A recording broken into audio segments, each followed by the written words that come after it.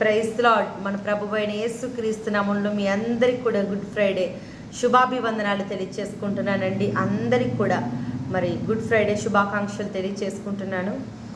లూకా సువార్త 19వ అధ్యాయం 10వ వచనంలో ఒక మాట ఉంటుంది. అది ఏమిటంటే, నశించిన దాన్ని వెదకి రక్షించుటకు మనుష్య కుమారుడు ఈ లోకమునకు వచ్చెను. మరి ఎవరు నశించిపోతున్నారు, ఎవరు రక్షించాలి అని మనం ఆలోచించినట్లయితే, మానవుడు పుట్టినది మొదలుకొని చచ్చిపోయేంత వరకు కూడా ప్రతి మానవుల్లో పాప బీజం ఉంటుందండి. ఎందుకంటే మానవుడు తల్లి గర్భంలో నుండే పాపముతో మరి బయటకు రావటం, మరి మనకు తెలియకుండానే ఎన్నో పాపాలు చేస్తూ ఉంటాం. మరి ఈ మానవుడు ఈ పాపంతో ఎంత మాత్రము నశించిపోవడం కానీ, ఆ పాపంతోనే మరణించడం కానీ ఎంత మాత్రము మనల్ని సృష్టించిన సృష్టికర్తకి ఇష్టం లేదండి.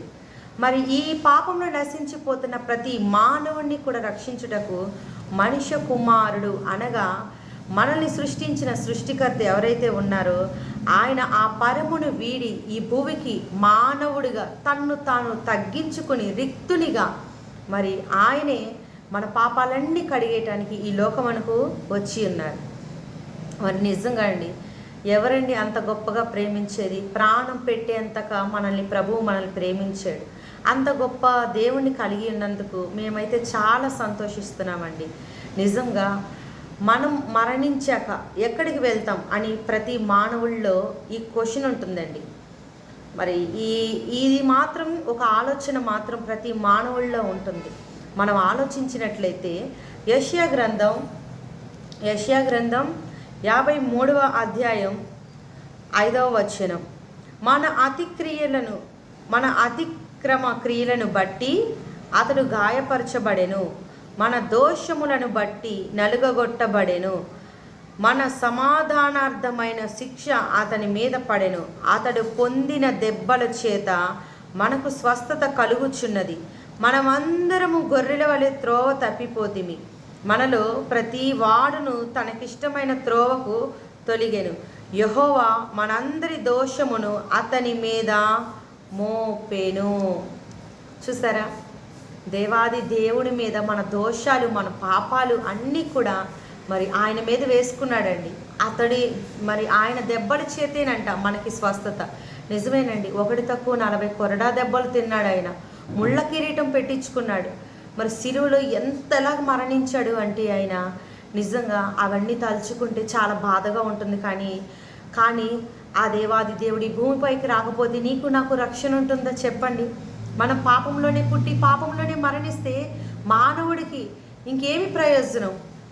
దేవునితో ఉండే అదృష్టం ఉంటుందా చెప్పండి? పరలోకానికి వెళ్ళే అదృష్టం నీకు నాకు కలుగుతుందా? మరి ఆయనతో మనల్ని ఆయన దగ్గర చేర్చుకోవటానికి, ఆయన బిడ్డలుగా మరి మనల్ని ఆయన అంగీకరించి, నిజంగా దేవాది దేవుడే ఆయన ఎంతో గొప్పవాడండి. మరి ఆయనలో ఎలాంటి పాపం లేదు. మరి పిలాతు భార్య అతని నీతిమంతుడు, పిలాతు కూడా తన చేతులు కడుక్కున్నాడు.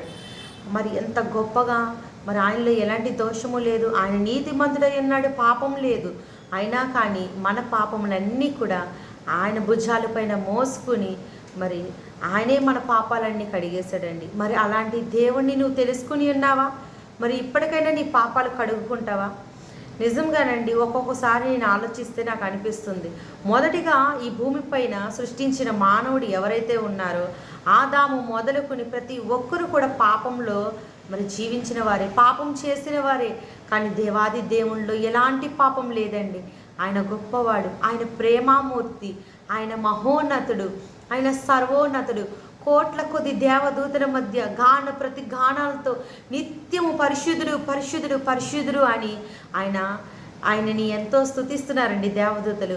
కానీ అలాంటి పరముని వీడి ఈ భూమిపైకి నిన్ను నన్ను ప్రేమించి దేవాది దేవుడు ఒక మానవుడుగా వచ్చాడండి. ఎందుకు మానవుడుగా వచ్చాడు అంటే, మొదటిగా ఉన్న ఆదాము మరి తప్పు చేసి పాపం చేసి దేవునికి దూరం అయిపోయాడండి.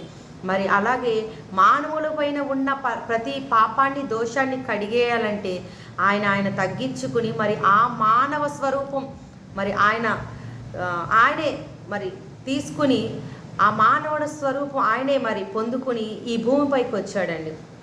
మరి అలాంటి దేవుడు ఎంత మంచి దేవుడు అండి. నిన్ను నన్ను రక్షించిన దేవుడు, నిన్ను నన్ను ప్రేమిస్తున్న దేవుడు. ఇప్పటికైనా ప్రభు ప్రేమను తెలుసుకుందాం. మరి ఆయన వల్లనే మనకి రక్షణ. మరి ఎవరైతే ఎంతమంది అయితే క్రీస్తు యేసుని అంగీకరిస్తారో వాళ్ళందరూ కూడా రక్షించబడతారండి. ఇంత సువార్త చెప్తున్నా కానీ మీకు అనేకమైన విధాలుగా మరి సువార్త ప్రకటించబడుతుంది. ఇప్పటికీ కూడా మీరు తెలుసుకోలేకపోతే ఇంకా ఎవరు ఏమీ చేయలేం. ఎవరైతే నమ్మి బాప్తీసం పొందుతారో వాళ్ళు నమ్మని వానికి శిక్ష తప్పదు. మరి ఏది కావాలో నీవే కోరుకో. అటు పరలోకమా, ఇటు నరకమా, దేవుడు నీ ముందు రెండు పెట్టాడు. దేవుడు ఈ మాటలు దీవించి ఆశీర్వదించునుగాక. ఆమేన్.